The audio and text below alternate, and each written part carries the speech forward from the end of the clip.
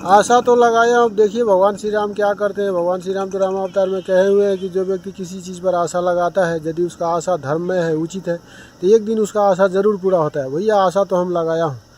अब वैष्णव दिनचर्या से नीचे गिर के हम मांसाहारी दिनचर्या पर आ गए, इस बात का हमको बहुत अफसोस है। हाँ तो मित्रों बताइए कैसे हैं। हमारे इस वीडियो में स्क्रीन पर जो फोटो लगा हुआ आप देख रहे हो, ये चंदन किया हुआ, गले में रुद्राक्ष धारण किया हुआ, ये इसी अभागे हरिशंकर का फोटो है। भैया सच कहूँ तो ये फोटो आज ऐसा दृश्य हमारे लिए सपना जैसा हो गया है। भैया ये वैष्णव दिनचर्या वाला फोटो पर हमारा जब भी नज़र पड़ता है तो हमको ऐसा लगता है हम कोई सपना देख रहे हैं कि बीता हुआ कल हमारे लिए एक सपना बन के रह गया है। अब पता नहीं आने वाले समय में हमारा ये दिनचर्या हमको फिर से वापस मिलेगा या नहीं, ये तो हम नहीं जानते भैया। लेकिन आशा तो हमने लगाया है, बड़ी आशा लगाए है कि हम सही सलामत यहाँ से जाए और वो पिछले दिनचर्या वैष्णव दिनचर्या हमको भगवान श्री नारायण के कृपा से फिर से प्राप्त हो। जब भी हम अपना फ़ोटो देखता हूँ भैया बहुत अफसोस होता है, और हम अफसोस इतना होता है कि हमको ऐसा लगता है हमको ऐसा लगता है कि हम कोई सपना देख रहे हैं कि ये दिनचर्या अब हमारे लिए सपना बन के रह गया है। जब हम सऊदी आने वाला था तो हमारे कोई मित्र ने हमको फ़ोन करके बताया था कि भैया तुम सऊदी नहीं आओ, यदि तुम सऊदी आ गए तो तुम्हारा वैष्णव दिनचर्या सही सलामत यहाँ रह नहीं पाएगा। और जो मित्र ने हमको फ़ोन करके बताया था वो हमारे गांव के हैं और वो अभी बहुत लंबे समय से सऊदी में है। लेकिन हमारा मजबूरी व्यवस्था ऐसा था कि व्यवस्था बस हमको सऊदी आना पड़ा।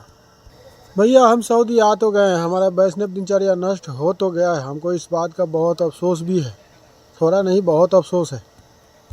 और हमारे जीवन का जो कर्तव्य अधूरा है वो हम करने का प्रयास तो कर रहे हैं। बाकी फल देने वाला ईश्वर है, वो ईश्वर समझे हमको क्या फल देगा हम नहीं जानते हैं। हम तो ईश्वर से इतना ही कहेंगे, ईश्वर हमको क्षमा कर दीजिए। बाकी ये सऊदी जगह जो है ना, ये अच्छा नहीं है, यहाँ नहीं आना चाहिए। वैष्णव आदमी को तो बिल्कुल भूल कर भी यहाँ नहीं आना चाहिए, और जो वैष्णव नहीं है उसको भी नहीं आना चाहिए। ये सऊदी जगह अच्छा नहीं है। मोबाइल में ये फ़ोटो पड़ा है, ऐसा फ़ोटो ऐसा पिछले दिनचर्या वाला फ़ोटो वीडियो बहुत सारा हमारे फेसबुक प्रोफाइल में पड़ा हुआ है। हमारे मोबाइल में ऐसा फ़ोटो बहुत है। हम अपने पिछले दिनचर्या को इतना आसानी से भूल नहीं सकता हूँ, भूलना बड़ा मुश्किल काम है। कोई भी आदमी अपने जीवन के पीछे वाले कर्म चाहे अच्छा हो या बुरा हो, अपने पिछले कर्म को कोई भी व्यक्ति इतना आसानी से भूलता नहीं है। और हम अपने वैष्णव दिनचर्या को कभी भूलना भी नहीं चाहता। भूल से भी हम अपने वैष्णव दिनचर्या को कभी ना भूलूं, हमेशा हमारा तो यही प्रयास रहता है। हम अपना वो वैष्णव दिनचर्या वाला फ़ोटो देखता हूँ तो भैया सच कहूँ तो हमको बहुत अफसोस होता है। अफसोस इसलिए होता है कि वैष्णव दिनचर्या से मांसाहारी दिनचर्या पर हम अभी आ गए हैं। भैया किसी को उन्नति होता है तो हमारा उन्नति से नीचे की ओर गिरना हो गया है। अब भैया वो वैष्णव दिनचर्या वाला फ़ोटो देखता हूँ, गले में रुद्राक्ष धारण किया हुआ, वो चंदन किया हुआ, तो हमको बहुत अफसोस होता है। अफसोस इसलिए होता है कि अब पता नहीं ये दिनचर्या ऐसा दिन हमारे जीवन में कभी आएगा, फिर कभी आएगा कि नहीं आएगा। क्योंकि मनुष्य किसी भी जीव का जीवन मृत्यु लोक में हर क्षण मृत्यु की तरफ बढ़ता रहता है। हर क्षण हर पल मृत्यु की तरफ बढ़ता रहता है। अब पता नहीं हम सऊदी से सही सलामत वापस अपने घर में अपने देश में जाएंगे या नहीं भी जाएंगे, हमको पता तो नहीं है। लेकिन भैया हमको इस बात का बहुत अफसोस है जब भी हम अपना वो वैष्णव दिनचर्या वाला फ़ोटो देखता हूँ, जो फ़ोटो आप लोग स्क्रीन पर देख रहे हो, ऐसा फ़ोटो देखता हूँ तो भैया हमको अफसोस भी होता है, तकलीफ़ भी होता है। अफसोस भी होता है, तकलीफ़ भी होता है। हम हमेशा यही सोचता रहता हूँ, पता नहीं भैया कौन सा पाप हमने किया था कि इतने लंबे समय तक वैष्णव जीवन का पालन करने के बाद भी हमारा वैष्णव जीवन इस सऊदी में आके नष्ट हो गया, हमको सऊदी आना पड़ा। अब भैया हम सऊदी आना चाहते थे या नहीं, ये चर्चा करने का तो कोई मतलब ही नहीं बनता है।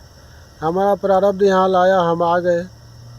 अब हालांकि अब हमारा जीवन यदि सही सलामत अपने घर में अपने देश में लौटेगा, सब कुछ सही रहा तो वो दिनचर्या तो भोले बाबा की कृपा से वापस शायद मिल जाएगा। लेकिन अब अफसोस है फिर भी।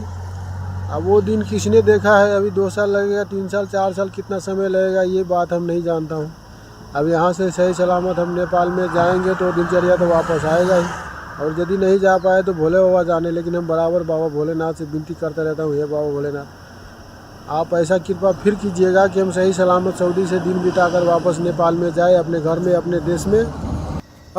अपने देश में जाए और वही वैष्णव दिनचर्या वाला जीवन फिर से हम शुरू करें। बाबा भोलेनाथ और भगवान श्री नारायण की कृपा से हमेशा विनती करते रहता हूँ, मन में उनका नाम हमेशा जपते रहता हूँ। आशा तो लगाया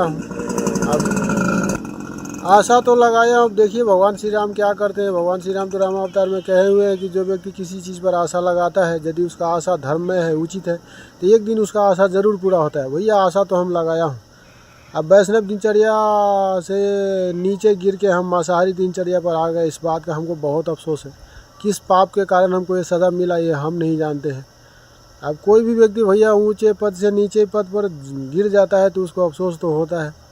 अब जैसे किसी राजा को उसके राज को हड़प के कोई व्यक्ति और उसी के राज में उस राजा को प्रहरी का काम दे दिया जाए, तो भैया उस राजा को जीने से अच्छा ऐसे राजा को तो मर जाना चाहिए। अब वो क्या बोलते हैं कि किसी अच्छे दिनचर्या से नीच दिनचर्या में जीना पड़े, ऐसे जीवन से तो साला नहीं जीना ही अच्छा है। लेकिन पता नहीं क्या मजबूरी है, क्या हमारा समस्या है, कौन सा पाप हमने किया है जो हमारा वैष्णव दिनचर्या हमसे छूट गया। अब जीवन वापस रहेगा, सही सलामत नेपाल में जाएंगे तो फिर से शुरू करने की कोशिश करेंगे। लेकिन भैया फ़िलहाल हमको अफसोस तो बहुत है। जब भी हम अपना फ़ोटो देखता हूँ, पिछला वैष्णव दिनचर्या वाला फ़ोटो, तो हमको अफसोस बहुत होता है। पूजा का सामान हम यहाँ लाए नहीं हैं, थोड़े बहुत 1-2 सामान लाया हूँ, बैग में बंद करके रखे हैं। जब भी कभी बैग खोलता हूँ, पूजा का सामान देखता हूँ, तो उस समय भी अफसोस होता है कि कहाँ हम थे, कहाँ चले आए, या हमारा ये वैष्णव दिनचर्या कहाँ चला गया।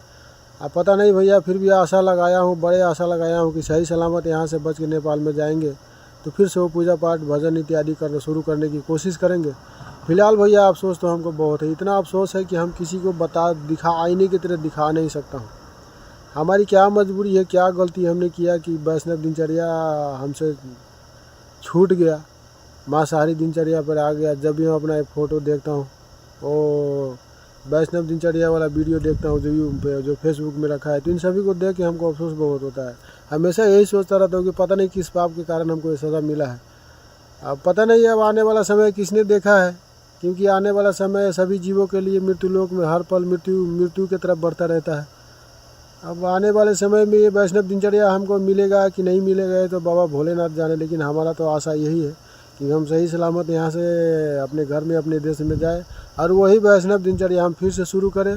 और हमारे जानने वाले से भी अब जो लोग जितने लोग हमको जानते हैं उन लोगों से भी हमारी रिक्वेस्ट है कि हमको दुआ दे, हमारे लिए दुआ करे, कम से कम यहाँ से हम जाए, जिसको भी हमारा जीवन का पूजा पाठ करना, भजन इत्यादि जिनको अच्छा लगता हो, हमारे लिए दुआ करे कि हम जब भी यहाँ से सही सलामत यहाँ से अपने घर में अपने देश में जाए और हमारा वो वैष्णव दिनचर्या बाबा भोलेनाथ का पूजा पाठ, भगवान श्री नारायण के भजन इत्यादि फिर से हमको प्राप्त हो और हम थोड़ी देर के लिए नहीं, सारे जन्मों के लिए, हमेशा के लिए प्राप्त हो। अच्छा मित्र, जय श्री राम। भगवान आप सबका कल्याण करें।